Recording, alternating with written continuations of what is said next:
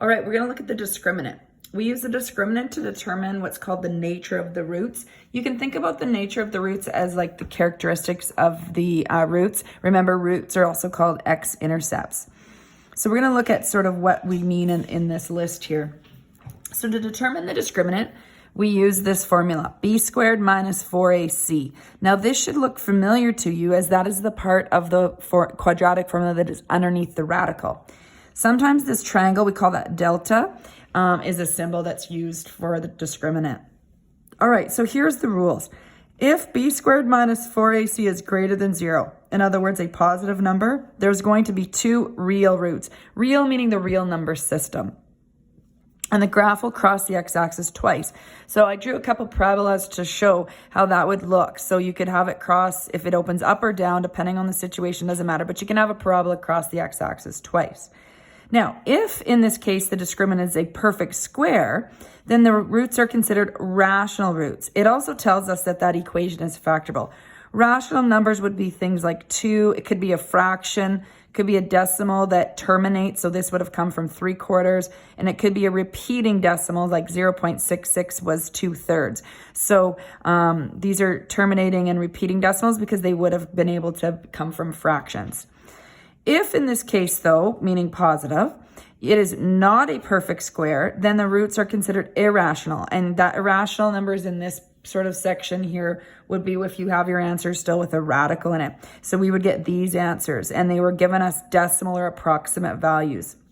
That tells me the equation is not factorable.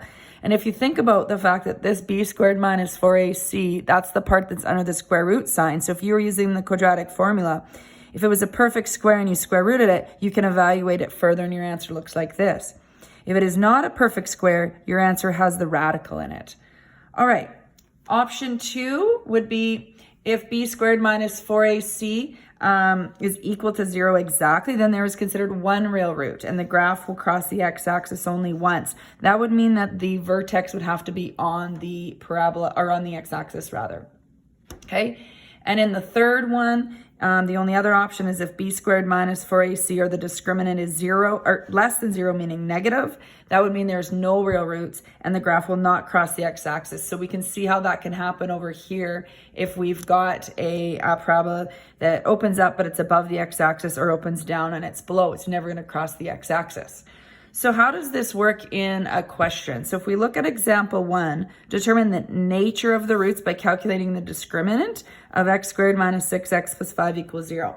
So I wrote the discriminant formula down for us, and we would simply just plug in our values. So negative 6 squared minus 4, a is 1, c is 5, and evaluate this. So 36 minus 20 is equal to 16. So this would follow the first rule where it is a positive number, which means it has two real roots. But because it's a perfect square, we can be more specific and we would say it's two real rational roots.